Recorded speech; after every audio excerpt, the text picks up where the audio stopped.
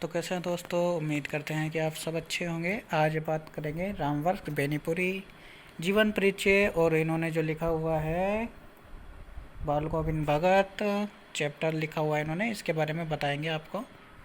प्रश्न उत्तर भी आने वाली वीडियो में आपको बता दिया जाएगा। तो बिना देर किए हुए वीडियो को शुरू करते हैं। जिन्होंने चैनल को सब्सक्राइब नहीं किया तो वो चैनल को सब्सक्राइब कर लें। वीडियो को लाइक शेयर करना न भूलें। रामवृक्ष बेनीपुरी का जन्म बिहार के मुजफ्फरपुर जिले के बेनीपुर गांव में सन 1899 में हुआ। माता पिता का निधन बचपन में ही हो जाने के कारण जीवन के आरंभिक वर्ष अभावों, कठिनाइयों और संघर्षों में बीते। 10वीं तक की शिक्षा प्राप्त करने के बाद वे सन 1920 में राष्ट्रीय स्वाधीनता आंदोलन से सक्रिय रूप से जुड़ गए। कई बार जेल भी गए। उनका देहावसान सन 1968 में हुआ। 15 वर्ष की अवस्था में बेनीपुरी जी की रचनाएं पत्र पत्रिकाओं में छपने लगीं। वे बेहद प्रतिभाशाली पत्रकार थे। उन्होंने अनेक दैनिक, साप्ताहिक एवं मासिक पत्र पत्रिकाओं का संपादन किया, जिनमें तरुण भारत, किसान मित्र, बालक, युवक, योगी, जनता, जनवाणी और नई धारा उल्लेखनीय है। गद्य की विविध विधाओं में उनके लेखन को व्यापक प्रतिष्ठा मिली। उनका पूरा साहित्य बेनीपुरी रचनावली के 8 खंडों में प्रकाशित है। उनकी रचना यात्रा के महत्वपूर्ण पड़ाव है। पतितों के देश में उपन्यास, चिता के फूल, कहानी, अम्बपली, नाटक, माटी की मूर्तें, रेखा चित्र, पैरों में पंख बांधकर, यात्रा वृत्तांत, जंजीरें और दीवारें, संस्मरण आदि। उनकी रचनाओं में स्वाधीनता की चेतना, मनुष्यता की चिंता और इतिहास की युगानुरूप व्याख्या है। विशिष्ट शैलीकार होने के कारण उन्हें कलम का जादूगर कहा जाता है। बाल गोविंद भगत रेखा चित्र के माध्यम से लेखक ने एक ऐसे विलक्षण चरित्र का उद्घाटन किया है जो मनुष्यता, लोक संस्कृति और सामूहिक चेतना का प्रतीक है। वेशभूषा या बाह्य अनुष्ठानों से कोई सन्यासी नहीं होता। सन्यास का आधार जीवन के मानवीय सरोकार होते हैं। बाल गोविंद भगत इसी आधार पर लेखक को सन्यासी लगते हैं। ये पाठ सामाजिक रूढ़ियों पर भी प्रहार करता है। इस रेखा चित्र की एक विशेषता यह है कि बाल गोविंद भगत के माध्यम से ग्रामीण जीवन की सजीव झांकी देखने को मिलती है। सर्कल अंडरस्कोर साइड बाल गोविंद भगत, सर्कल अंडरस्कोर साइड 1 बाल गोविंद भगत मंझोले कद के गोरे चिट्टे आदमी थे। 60 से ऊपर के ही होंगे। बाल पक गए थे। लंबी दाढ़ी या जटाजूट तो नहीं रखते थे, किंतु हमेशा उनका चेहरा सफेद बालों से ही जगमग किए रहता। कपड़े बिल्कुल कम पहनते। कमर में एक लंगोटी मात्र और सिर में कबीरपंथियों की सी कनफटी टोपी। जब जाड़ा आता, एक काली कमली ऊपर से ओढ़े रहते। मस्तक पर हमेशा चमकता हुआ रामानंदी चंदन, जो नाक के एक छोर से ही औरतों के टीके की तरह शुरू होता। गले में तुलसी की जड़ों की एक बैडोल माला बांधे रहते। ऊपर की तस्वीर से यह नहीं माना जाए कि बाल गोविंद भगत साधु थे। नहीं, बिल्कुल गृहस्थ। उनकी गृहिणी की तो मुझे याद नहीं। उनके बेटे और पतोहू को तो मैंने देखा था। थोड़ी खेतीबाड़ी भी थी, एक अच्छा साफ सुथरा मकान भी था, किंतु खेतीबाड़ी करते, परिवार रखते भी। बाल गोविंद भगत साधु थे। साधु की सब परिभाषाओं में खरे उतरने वाले। कबीर को साहब मानते थे। उन्हीं के गीतों को गाते, उन्हीं के आदेशों पर चलते। कभी झूठ नहीं बोलते। खरा व्यवहार रखते। किसी से भी दो टूक बात करने में संकोच नहीं करते।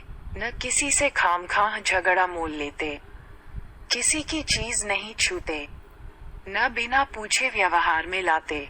इस नियम को कभी कभी इतनी बारीकी तक ले जाते कि लोगों को कुतूहल होता। कभी वह दूसरे के खेत में शौच के लिए भी नहीं बैठते। वह गृहस्थ थे, लेकिन उनकी सब चीज साहब की थी।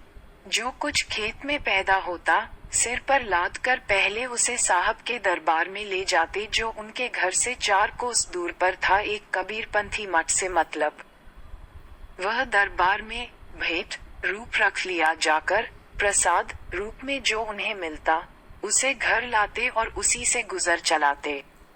इन सब के ऊपर मैं तो मुग्ध था उनके मधुर गान पर जो सदा सर्वदा ही सुनने को मिलते। कबीर के वे सीधे सादे पद जो उनके कंठ से निकलकर सजीव हो उठते। आषाढ़ की रिमझिम है, समूचा गांव खेतों में उतर पड़ा है। कहीं हल चल रहे हैं, कहीं रोपनी हो रही है। धान के पानी भरे खेतों में बच्चे उछल रहे हैं। औरतें कलेवा लेकर मेंढ पर बैठी हैं। आसमान बादल से घिरा, धूप का नाम नहीं, ठंडी पुरवाई चल रही। ऐसे ही समय आपके कानों में एक स्वर तरंग झनकार सी कर उठी। यह क्या है, ये कौन है, ये पूछना न पड़ेगा। बालगोविंद भगत समूचा शरीर कीचड़ में लिथड़े अपने खेत में रोपनी कर रहे हैं। उनकी अंगुली एक एक धान के पौधे को पंक्तिबद्ध खेत में बिठा रही है। उनका कंठ एक एक शब्द को संगीत के जीने पर चढ़ाकर कुछ को ऊपर स्वर्ग की ओर भेज रहा है और कुछ को इस पृथ्वी की मिट्टी पर खड़े लोगों के कानों की ओर। बच्चे खेलते हुए झूम उठते हैं, मेंढ पर खड़ी औरतों के होंठ कांप उठते हैं, वे गुनगुनाने लगती हैं। हलवाहों के पैर ताल से उठने लगते हैं। रोपनी करने वालों की अंगुलियां एक अजीब क्रम से चलने लगती हैं। बालगोविंद भगत का ये संगीत है या भादों की वह अनंधेरी अधरतिया। अभी थोड़ी ही देर पहले मूसलधार वर्षा खत्म हुई है। बादलों की गरज, बिजली की तड़प में आपने कुछ नहीं सुना हो, किंतु अब झिल्ली की झनकार या दादुरों की टर टर बालगोविंद भगत के संगीत को अपने कोलाहल में डुबो नहीं सकती। उनकी खंजरी डिमक डिमक बज रही है और वे गा रहे हैं, गोदी में पियवा चमक उठे सखिया, चिहुक उठे ना। हाँ, पिया तो गोद में ही है, किंतु वह समझती है वह अकेली है। चमक उठती है, चिहुक उठती है। उसी भरे बादलों वाले भादों की आधी रात में उनका ये गाना अंधेरे में अकस्मात कौंध उठने वाली बिजली की तरह किसे न चौंका देता। अरे, अब सारा संसार निस्तब्धता में सोया है। बालगोविंद भगत का संगीत जाग रहा है, जगा रहा है। तेरी गठरी में लागा चोर, मुसाफिर जाग जरा। काते काया नहीं कि बालगोविंद भगत की प्रभातियां शुरू हुई, जो फागुन तक चला करती। इन दिनों वह सवेरे ही उठते, न जाने किस वक्त जगकर वह नदी स्नान को जाते गांव से 2 मील दूर। वहां से नहा धोकर लौटते और गांव के बाहर ही पोखरे के ऊंचे भिंडे पर अपनी खंजरी लेकर जा बैठते और अपने गाने तैरने लगते। मैं शुरू से ही देर तक सोने वाला हूँ, किंतु एक दिन माघ की उस दांत किटकिटाने वाली भोर में भी उनका संगीत मुझे पोखरे पर ले गया था। अभी आसमान के तारों के दीपक बुझे नहीं थे। हाँ, पूरब में लोही लग गई थी जिसकी लालिमा को शुक्र तारा और बढ़ा रहा था। खेत, बगीचा, घर सब पर कुहासा छा रहा था। सारा वातावरण अजीब रहस्य से आवृत मालूम पड़ता था। उस रहस्यमय वातावरण में एक कुश की चटाई पर पूरब मुंह काली कमली ओढ़े बालगोविंद भगत अपनी खंजरी लिए बैठे थे। उनके मुंह से शब्दों का तांता लगा था। उनकी अंगुलियां खंजरी पर लगातार चल रही थीं।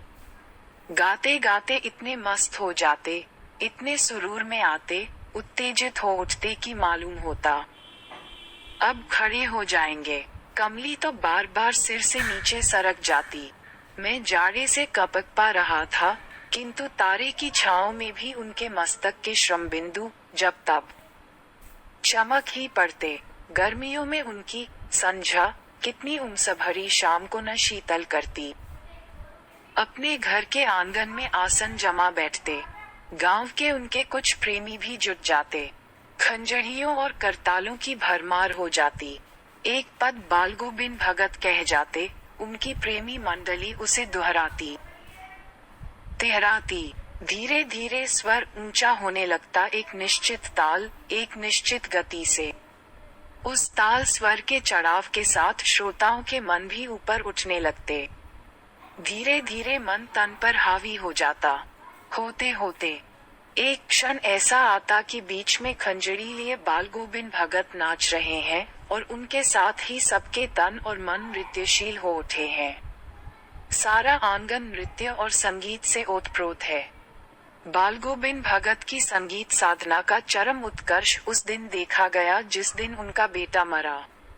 इकलौता बेटा था वह, कुछ सुस्त और बोढ़ा सा था, किंतु इसी कारण बाल गोविंद भगत उसे और भी मानते। उनकी समझ में ऐसे आदमियों पर ही ज्यादा नजर रखनी चाहिए या प्यार करना चाहिए, क्योंकि ये निगरानी और मोहब्बत के ज्यादा हकदार होते हैं। बड़ी साध से उसकी शादी कराई थी। पतोहू बड़ी ही सुभग और सुशील मिली थी। घर की पूरी प्रबंधिका बनकर भगत को बहुत कुछ दुनियादारी से निवृत्त कर दिया था उसने। उनका बेटा बीमार है, इसकी खबर रखने की लोगों को कहाँ फुर्सत। किंतु मौत तो अपनी ओर सबका ध्यान खींचकर ही रहती है। हमने सुना बाल गोविंद भगत का बेटा मर गया। कुतूहलवश उनके घर गया, देखकर दंग रह गया। बेटे को आंगन में एक चटाई पर लिटाकर एक सफेद कपड़े से ढांक रखा है। वह कुछ फूल तो हमेशा ही रोकते रहते। उन फूलों में से कुछ तोड़कर उस पर बिखरा दिए हैं, फूल और तुलसी दल भी। सिरहाने एक चिराग जला रखा है और उसके सामने जमीन पर ही आसन जमाए गीत गाए चले जा रहे हैं। वही पुराना स्वर, वही पुरानी तल्लीनता। घर में पतोहू रो रही है जिसे गांव की स्त्रियां चुप कराने की कोशिश कर रही हैं। किंतु बाल गोविंद भगत गाए जा रहे हैं। हाँ, गाते गाते कभी कभी पतोहू के नजदीक भी जाते और उसे रोने के बदले उत्सव मनाने को कहते।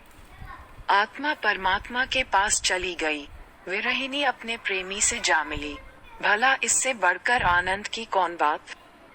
मैं कभी कभी सोचता, ये पागल तो नहीं हो गए, किंतु नहीं, वह जो कुछ कह रहे थे उसमें उनका विश्वास बोल रहा था, वह चरम विश्वास जो हमेशा ही मृत्यु पर विजयी होता आया है। बेटे के क्रिया कर्म में तूल नहीं किया, पतोहू से ही आग दिलाई उसकी।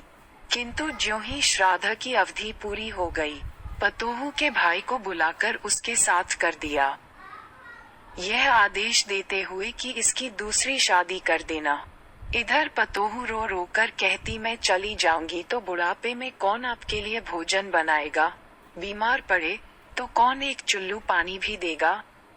मैं पैर पड़ती हूँ, मुझे अपने चरणों से अलग नहीं कीजिए। लेकिन भगत का निर्णय अटल था। तू जा, नहीं तो मैं ही इस घर को छोड़कर चल दूंगा। ये थी उनकी आखिरी दलील और इस दलील के आगे बेचारी की क्या चलती।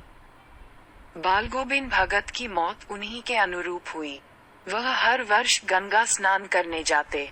स्नान पर उतनी आस्था नहीं रखते जितना संत समागम और लोक दर्शन पर।